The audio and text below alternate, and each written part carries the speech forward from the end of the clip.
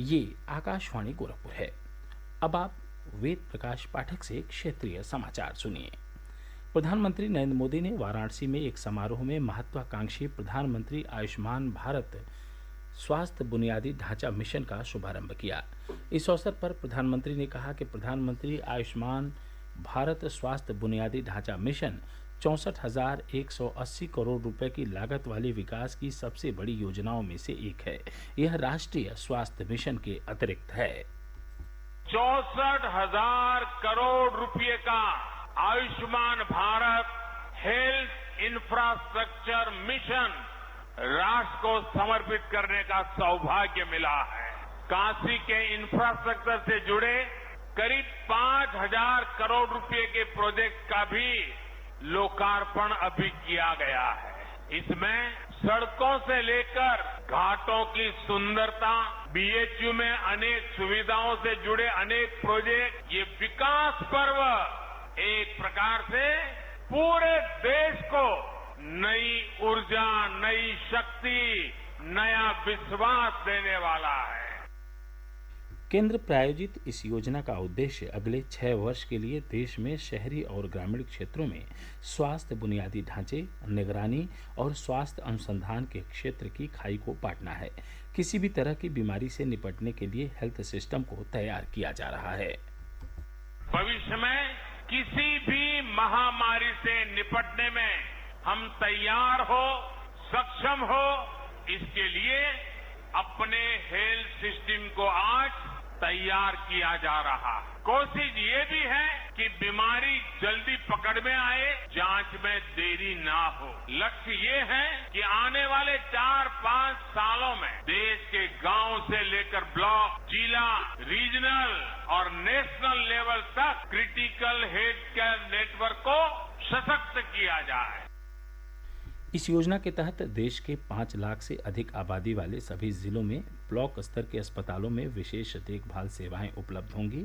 अन्य जिलों में रेफरल सेवाओं के माध्यम से इन सुविधाओं को उपलब्ध कराया जाएगा।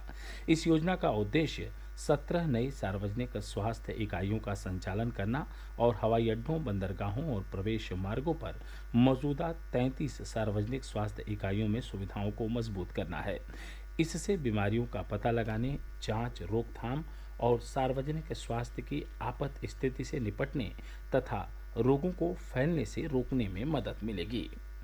प्रधानमंत्री ने आज प्रदेश के 9 चिकित्सा महाविद्यालयों का एक साथ लोकार्पण किया। सिद्धार्थनगर से इन महाविद्यालयों के लोकार्पण के बाद आयोजित जनसभा को संबोधित करते हुए प्रधानमंत्री ने कहा कि आज का दिन विशेष है, जो उत्तर प्रदेश और देश के लोगों के लिए आरोग्य संबंधी 2 सौगात लेकर आया है। प्रधानमंत्री ने कहा कि पूर्वांचल में चिकित्सा महाविद्यालयों के खुल जाने से स्वास्थ्य का बुनियादी ढांचा सुदृढ़ होगा।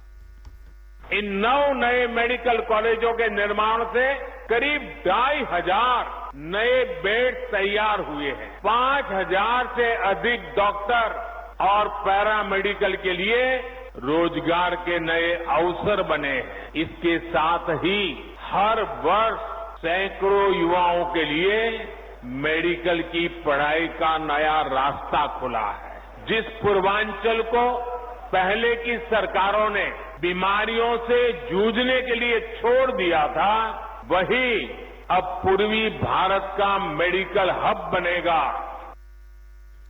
प्रधानमंत्री ने पूर्वांचल में मस्तिष्क ज्वर यानी इंसेफ्लाइटिस रोग से निपटने के लिए योगी आदित्यनाथ सरकार की सराहना की। उन्होंने कहा कि पूर्वांचल स्वास्थ्य के बुनियादी ढांचे का नया केंद्र बनकर उभरेगा। प्रधानमंत्री ने कहा कि प्रदेश की पिछली सरकारों ने कल्याण योजनाओं को अमल में लाने के लिए केंद्र से सहयोग नहीं किया। प्रधानमंत्री ने कहा कि पिछले 7 वर्षों में सरकार का ध्यान उन पुरानी व्यवस्थाओं को बदलने पर रहा है जो नए मेडिकल कॉलेजों के निर्माण और नए स्वास्थ्य बुनियादी ढांचे की स्थापना में बाधा उत्पन्न करती हैं। कानपुर शहर में जीका वायरस का पहला मरीज सामने आया है। यह रोगी एयरफोर्स कर्मी है जिसे डेंगू बुखार के लक्षण मिलने पर स्थानीय अस्पताल में भर्ती कराया गया था। इलाज से कोई विशेष फायदा न मिलने पर मरीज के सैंपल को पुणे के नेशनल इंस्टीट्यूट ऑफ वायरोलॉजी भेजा गया था, जहां से जांच की रिपोर्ट पॉजिटिव आई है।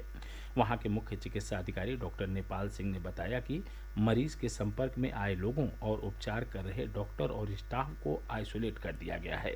शहर में जीका वायरस से संक्रमित मरीज मिलने के बाद स्वास्थ्य विभाग की टीम के साथ केंद्रीय स्वास्थ्य मंत्रालय की टीम भी सक्रिय हो गई है। मुख्य चिकित्सा अधिकारी ने बताया कि संक्रमण पर नजर रखने के साथ साथ जांच के लिए टीमें बना दी गई हैं। इसके साथ ही क्षेत्रीय समाचारों का बुलेटिन समाप्त हुआ। नमस्कार।